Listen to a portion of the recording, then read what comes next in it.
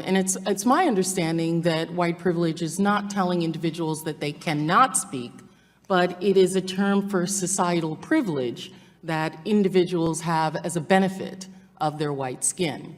And I don't think that, and I think universities would be remiss to then say that because you're white, you're not allowed to say anything that's critical of white people. I didn't know that white privilege actually went into that sphere. My understanding is it's just, and the issue is that white privilege makes people uncomfortable to talk about the societal privilege that they have. Well, to me, what I say on campuses all the time is if you want to cite instances of racism that we can all find and fight together, that's something that I'm more than willing to stand next to you and fight, because that's obviously stuff that we should fight together. But when you just say that there is a white privilege out there in the ether and that by dint of birth your skin color generates for you an advantage, what you're really saying to people is that your view is less valuable because you have not experienced what I've experienced. And that is an identity argument, that's a character argument, that's not a rational political argument that can actually be taken on in any way. It's more of a cudgel and a club than it is an attempt to open a discussion. Well, I think it's a demonstrable evidence that through society's demographics that being white has societal privileges that being black does not. But we can talk about how that manifests, because that's I'm also interested in what you just said now, is that you would stand next to anyone who has this. So, Mr. Shapiro, my question to you is, for Ms. Dunston, the tying the noose around the campus and writing messages that target African-American young students, would you consider that hate speech, and then would you stand next to her and fight for her? As I say, I would. This is the first I'm hearing about it, honestly. But really, yeah. But from hearing about it, maybe because it's local. I mean, I'm from LA. But in any case, I'm more than happy to stand alongside her and fight whatever group was responsible for this. Not only more than happy. I mean, you're talking about the alt-right. Again, I was the #1 target of anti-Semitic harassment from the alt-right last year. So I'm more than happy to do all that. And I think there's one more distinction that has to be made. When we talk about cases like Taylor's, they're horrific, and the administration is siding with Taylor. Okay, the administration is doing the right thing by Taylor, or trying to do the right thing by Taylor, as they should be. And I think that we need to make a distinction between cases where the administration is actively participating in the suppression of speech and cases in which the administration is trying to do the right thing in order to punish people for application of crime. So when you like identity politics when it serves your interests, but all of a sudden when we say, hey, can black people have the same rights as white people? Oh, identity politics. Can gay people have the same rights as straight people? Identity politics. It's called equality. Look into it. It's called America. Okay? All right, well, I think we now know. USA!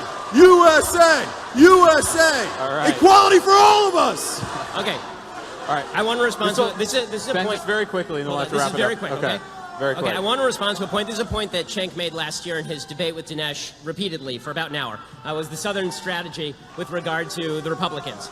Okay, I'd like to point out the idea that the entire South solidly moved into the Republican category because of the Civil Rights Act is historically false and has been debunked multiple times by people ranging from Sean Trent at Real Clear Politics to professors at the University of Pennsylvania. And there's a bunch of ways to debunk it, including the fact that the Congress did not switch Republican in the South until 1994.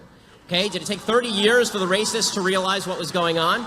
21 senators from the South were Democrats. How many of them became Republicans after the Civil Rights Act? The answer, 1. The other 20 stayed Democrats. In 1952, Eisenhower did not win a ton of the South. Eisenhower did win, however, 7 states in the South in 1956, after he sent federal troops down south. The reason that the Republican Party started to win in the South, it began in the 1950s, not after the 1964 Civil Rights Act, and it was largely due to the movement of industry down south. It was new fringe members of the Republican Party, younger members of the Republican Party, who switched over to the Republican Party in the South, not old Democrats, who remained old Democrats and are still old Democrats today. So I'm going to jump in here. Okay, I got it real quick. You're right. Very quick. By the way, final vote, sorry, Jimmy Carter launched his 1980 campaign at the headquarters, that town in Alabama that was the headquarters for the KKK. So to pretend that it was only Republicans playing the bad and evil race strategy is just a lie. All right. Okay. Last word. That was him responding to his own thing. Okay, so real quick, because you're right, we had a whole hour-long, almost an hour-long debate on the Southern strategy. You guys always cherry pick certain windows of time. In this very narrow window of time, this people change to that. I just went from 1952 to 1994. Hold on. If you're so right, why did two heads of the RNC come out and say, yes, we did the Southern strategy, and we apologize? Why did Pat Buchanan say to me on MSNBC, yes, we did the Southern strategy, yes, we got whites to vote for us in the South, and we had a good run? Okay, it wasn't me saying it, was Republican leaders and Buchanan who did it at the Nixon campaign, admitting that that was exactly the strategy. And there were some members of the Republican Strategy Council who were doing evil things. That doesn't mean all the people who voted for the Republicans were voting for them because of those things. And to impute that motive to tens of millions of people down south is to ignore not only every public opinion poll done, but also to fail to recognize history. All right, I'm going to cut right in here. So my question just sort of focuses on two sort of different things we've been talking about. One, which is focusing on the decisions people make and how that influences how successful they are. And two, you made a comment saying, in America, we don't afford you, equality of wealth or things like that. We give you equality of access. Well, equal access to rights, not equal access. Okay. There is a difference. What I mean by equal access to rights, obviously, is I mean that no one's going to get in your way, that the rights that you hold are the same as the rights that I hold. But when I'm saying, and if somebody blocks them, then that's blocking your access. But what I don't mean is that a person who has $1 million in the bank is equally situated with a person with $5 in the bank, because obviously that's stupid. Yes, and I would agree that that's stupid. Good, we're in agreement on stupidity. All right. Yeah, something we can agree on. I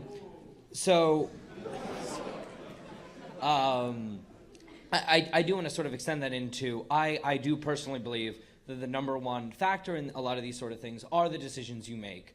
But a lot of what affects your decisions is sort of where you start out, and sometimes that's like a long sort of cultural argument and things like that. True. But other times, it's something more basic like, well, if you weren't born into as wealthy a family, it's harder to go to a nicer college, and you're pressured to take another job so you don't finish high school, or you have to take care of, it's a single parent household, which you didn't decide, your parents made poor decisions. Yes. But then you have to take care of your little siblings or things like that. So then it becomes harder for you to maintain your job and you lose that. So I think there's a lot of sort of things that 100% affect this is correct, yeah. Three sort of key tickets you've talked about that are heavily influenced by factors entirely out of a person's control. I mean, not having babies out of wedlock is definitely not influenced by factors beyond your control. I mean, unless you have uncontrollable genitalia. So the fact is that just because you had a single mom doesn't mean that you have to follow in the pattern. Bottom line is that when you have cycles of poverty, somebody's going to have to break that at some point, and that's going to take an act of will. When it comes to graduating from high school, the number of people who are dropping out of high school because they need to, support their family is incredibly low in the United States. But if that's the case, then I'll give you an example. There's a listener of mine who's a young woman, I think she's probably 18 years old, who emailed me the other day, and she said, you have your 3 rules, right? No, don't have babies before marriage and finish high school and then get a job.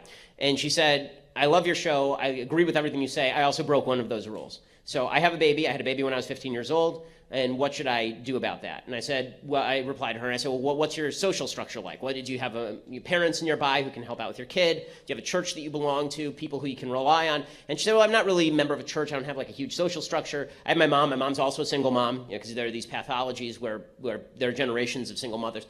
And so what should I do? And she said, well, I went ahead and I got my GED, and now I'm trying to go to community college, but I don't have money for childcare.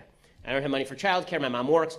So what should I do? And I said, well, why don't you put together a GoFundMe and get it to me, and I'll push it out there. And so she sent me a GoFundMe. I put $100 in the kitty, and an hour and a half later, she had $6,000. The reason that I did that, and the reason that I tell this story, is not because I'm such a wonderful dude, although I am. The reason that the reason that I tell this story is because there is a world of willing people who are willing to give and help you escape these things if you want to make the effort. There's whole groups of people out there. There's whole organizations dedicated to helping you escape making bad decisions, dedicated to helping you get out of poverty. And if people need to find these things, then please email me, email your church, email your synagogue. There are entire religions dedicated to this. And this idea that there are these inescapable chains of poverty, that no decision you make can help you escape these things, if that's true, then we're not doing a good enough job on a private level. But I don't think it's true. I think the American people are the most generous people on the face of the earth, statistically speaking. That is eminently true.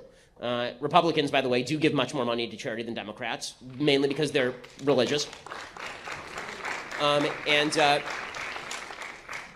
And so our goal as individuals, not as a society, because I don't like to talk about our goals as a quote-unquote society. Our goals as individuals should be to help people make the right decisions so they can escape these bad decisions that they were about to make. And people's goals as individuals should also be not to make the bad decisions. These cycles cannot be broken by a government coming in and trying to fix them. Government tried to fix poverty in 1964. And the war on poverty has now been going for half a century, and by percentage, the same number of people are poor. Okay, so this is just not working. We're going to need to do something else, and it's going to need to come down to individual decision making. I do want to go back to a couple of points, because you actually hit on some major thematic points. You talked about roads and the fact that we need roads in order to get to work. This is a point Elizabeth Warren made, and obviously a point that President Obama made at the time.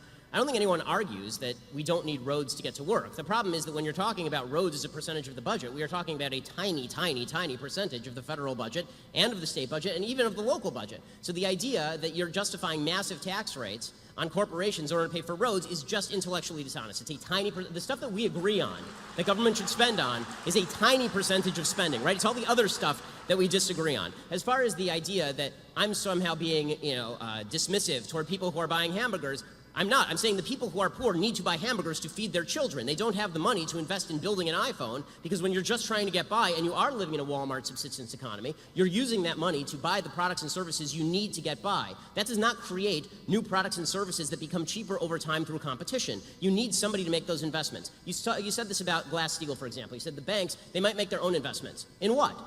In what? They're not investing in themselves. I mean, they have to take that money and then they have to use it to invest in something else.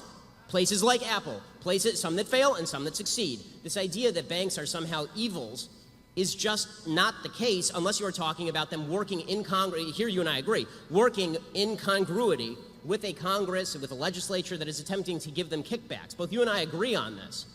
So, and finally, as far as the idea that Republicans pass tax cuts because they're beholden to their donors, okay, and Democrats pass tax increases because the unions give them hundreds of millions of dollars every year, and I don't see Democrats complain about this.